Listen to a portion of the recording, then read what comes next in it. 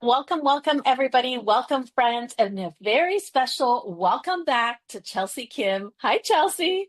Hi Miriam, how are I'm you? doing well. And of course, I say welcome back because this is your second children's book that you've published. I love the two. Now I get why you're doing the two.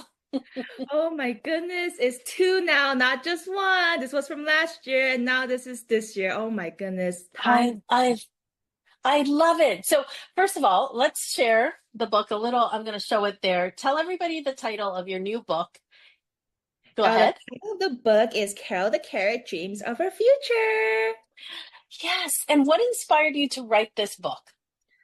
Oh, that's a really good question because there's so many things I can say about what inspired me to write this and who is it for and all that stuff. But what really inspired me is as an educator, I had so many students ask me like, what should I do when I grow up? Like, have you ever got that question when you were young? I even contemplate that even right now, I'm like, what am I gonna do in my life after 10 years? Yes. Like maybe 50 plus years, I don't know. And it reminded me of my own journey, like when I became a teacher, and I thought I'm going to be a teacher forever. But now I'm also a children's book author and podcast host, and there's so many dreams and so many things I want to accomplish in my life. And I want to create a story that helps kids dream big with confidence. And I'm like, oh, and what can I do with that? And I created symbols in this book. In the book, you'll notice like a lot of stars in here, stepping stones, thunderclouds, even unicorn. I didn't put it in a unicorn. I know it's like a very like, I think you're gonna write veggies and fruits, but I did incorporate a unicorn in here. And all symbols are like life, like, lives are like twists and turns, just like how I did with Carol the Carrot Bowls for the salad bowl. But this one, I put another symbol in here, which it kind of like coordinate with the life symbols as well. And just Hmm. like Carol, I learned that you don't lose a dream by choosing another dream. It's still all inside of you. I'm still an educator. I'm a children's book author. I'm a podcast host. And who knows? One day I'll be a mom one day, and that's another job to do. And I want to Hmm. make sure a lot of kids who are reading this book could feel confident of themselves and to dream big. Oh, thank you. Thank you for sharing that. So who would you say it's for? What age range would you say it's for? The age range I did put from age 3 to 8. And what I imagine, I just want you guys to imagine this. Who is this for, you ask me, is when I picture a child reading this book, you say, I see a little gentle dreamer, and who is very quiet, but at the same time has a leadership in her heart. That kind who stares at the stars, like, they're wandering on the stars and wonder themselves. And can I do one more thing in my life? Can I chase that one dream I've been having this whole moment? And if that resonates you, this story is for you. And this story is for those quiet visionaries, the deep thinkers, the kids who still Oh, out all of them. And then, I think those are the kids that I'm aiming for, but all of you can grab this book as well. But I think that's mainly for those like quiet dreamers who think that they cannot do it, but in themselves, they have that burning fire in them. So I just want to resonate any age out there, but then especially those group of audience I want to do this for. that's great. That's great, Chelsea. Thank you. What is it that you hope that parents and kids will take away from this book? For the parents and kids to take away from this book, I want to um Mm, I want them to hope that kids, especially the shy ones, feel seen. Because that's what Hmm. I'm like advocating. Because I was a very shy kid when I was like, I know some people are like, you were a shy kid. You're like so hyper. You're so like, extroverted. But I was a super shy kid. And I hope the parents that, they realize their dreams it matters. Like I want all the kids to know that their dreams matter, even if they're still figuring them out.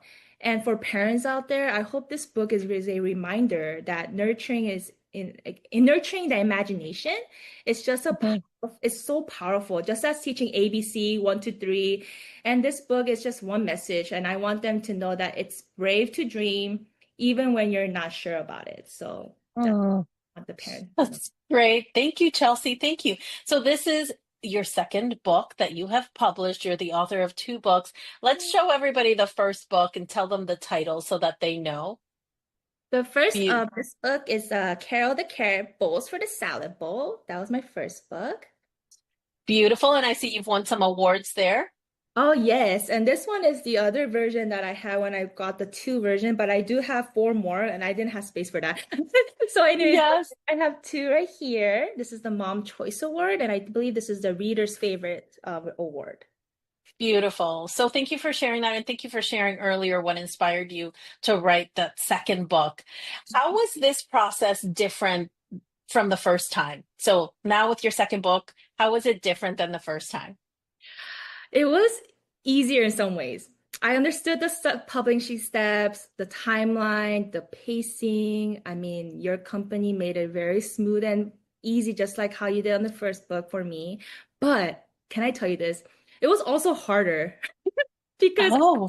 I know, I have to say this. I know some people are like, oh, it's got easier for me. But for me, it was actually harder because I wanted to grow as a writer and a storyteller with a purpose. And I realized that with the first book, I thought it was like, oh, I got this. And nope, I was like, uh-oh, something, I needed something more deeper this time. And this Hmm. time, I was more intentional with the message in this book. When you guys read this, you will kind of understand why I put so many message in this book. And I even worked early with the educators and parents to make sure it will really truly resonate with the kids with the eye to eye level. And I also felt more pressure this time since Mm-hmm. I've been okay. I'm very, very, very honored. I'm not gonna say this just very lightly, but I'm very honored to be featured in so many different platforms and like, big show medias. And then expectation grew a lot, Miriam. Right. Oh my goodness. I really want to say it got easier, but I've been praying a lot this time. And I pray that this book will really, really connect with kids and to help them feel brave this time. And Hmm. I want to really have everybody to be able to feel brave and feel confident. Even though if it's not this book, I just want everybody to feel very confident and be able to speak up for themselves no matter who you are. And yeah, how the process and how I worked the whole time for that. Mm, I understand that challenge of feeling like you want there's more expectations now, right? The second book, especially with you being in so many media outlets and being interviewed with your book and winning so many awards. Yeah. Would you say that that was the biggest challenge then when writing this book? Was it the pressure that you felt for it to do well, to do better, to really share a message, a great a message with children? Miriam, yes, it's so much pressure, but it's such a blessing pressure. It's like a good pressure for me. It's a good challenge for me. It's always like I don't know if everybody resonates this. It's like when you have that first project you done and the second project you're doing now, you're like, oh, can I top that one? Can I do better than that one? Right. Honestly, you don't really have to think about that. While I'm doing this whole process, I'm like, wait, I have to remind myself, no, no, no. I'm writing this for the child in me that I really want to Hmm. write for myself and Hmm. also the child out there who really needs the story today. And once Yes. we center that, like I'm like, okay, focus, focus, the story flowed more freely after that. So yeah. Yes. Okay. I'm so glad you shared that because I truly feel like you delivered with this book. It's beautiful. The story is beautiful. The message at the end, I don't want to give it away. I don't want to give it away, friends, but you're going to have to grab a copy of the book to see how what happens in the book and how she uncovers that important message. So I'm glad you shared that, Chelsea, because it's pressure that we put on ourselves. But when we really go back and focus on what is our why did we start writing this book in the first place, we can let go of those expectations and really focus on that child that we're writing for. Right. Um, yeah. So how does it feel having a second children's book out in the world? How does that feel for you, Chelsea? Honestly, it feels like you're okay. Can I tell you this? Imagine this. For moms out there, you probably resonate this. It's like your child taking their first Hmm. step in front of the whole world. You know how you spend months, even years, nurturing an idea and dreaming about it, doubting it, like, oh, were they able to get to this school? And like, oh, I hope they become this, or like, oh, let's just baby step at a time, baby step at a time. And I feel like it's just that. That's how I feel right now. And then suddenly it feels real. Like, oh my gosh, this is a human being born. And then now I'm like, oh my goodness, a book is born. And that's what I feel like right now. It's so surreal yet humbling and it's very emotional at the same time. It's a very interesting feeling as an author and you pour out all these heart into something, just one thing, but there's so many things going on and then you see that it's in the classroom now, you see that it's in the library, it's tucked in the child's nightstand somewhere. And when I see a parent message me saying like, "Oh, my child keeps like reading Carol every night," or message me or DM me saying like, "Oh, they took a picture of it and look at like they're like reading with their diapers and they don't know how to read and just like touching my book and stuff." I'm like, that is so Yeah. cute, you know? So that's Yes. Yeah. yeah, that's how I feel. Well, I love that. That's one of the best feelings I think as an author to see actually children enjoying your book. That's the best. Yes. Now, Chelsea, here you are with a second children's book out in the world.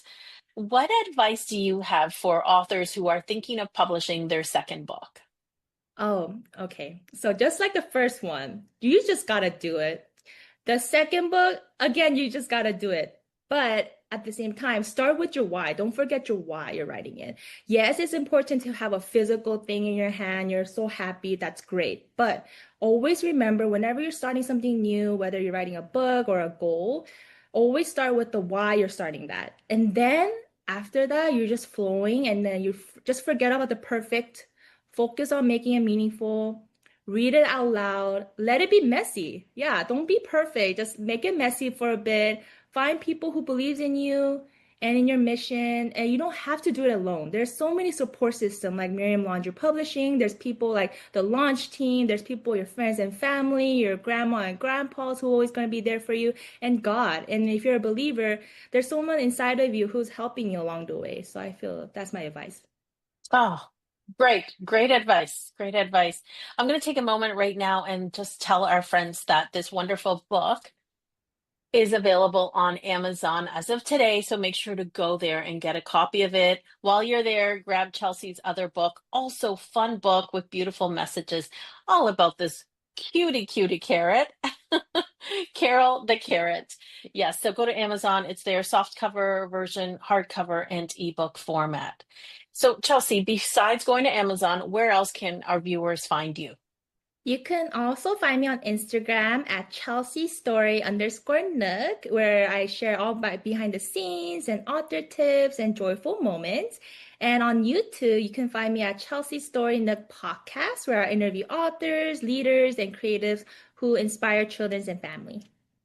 Excellent. Very good. I hope that everybody goes there.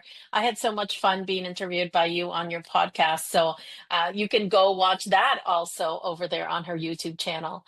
Um, Chelsea, before we go, is there anything else you'd like to share or anything you wish I would have asked you?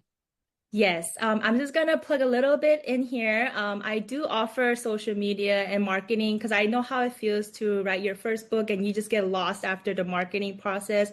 I can help you with that. I also have the consulting service for authors and business owners and educators.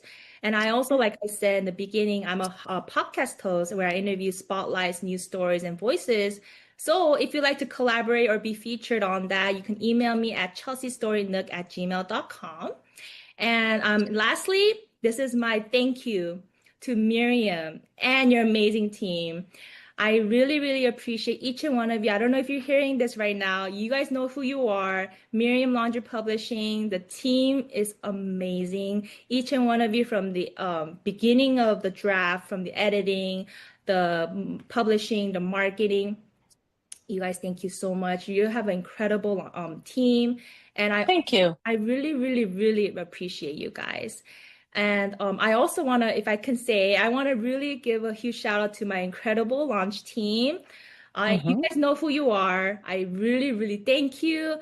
My group, you guys all know who my groups are, my 13, my 17, and all my Kidlit group, and all my launch team group, and my Carol the Carrot fans. If you guys are fans out there, thank you so much for all your support. And especially my family and friends and God, thank you so much for lighting the path. I mean, I can't thank enough. And in my last interview, Miriam, I said I finished my first book. But after writing my second book, now I have written the second one. I know this is just the beginning. So if you want to follow along in our journey, Miriam's journey, my journey, follow us on our Instagram. And we all gonna grow strong, guys. So don't give up on your dream. Dream really big. And always, guys, let's carry it on. I love that. Let's carry it on. So good. So good. Well, Chelsea, it's always so much fun talking to you. Thank you for being here. Thank you for writing another wonderful book. Friends, you know what to do. Go to Amazon and grab a copy of this great book, Carol the Carrot, Dreams of Her Future. Thank you. Thanks, Chelsea. Thank you. Bye-bye. Bye.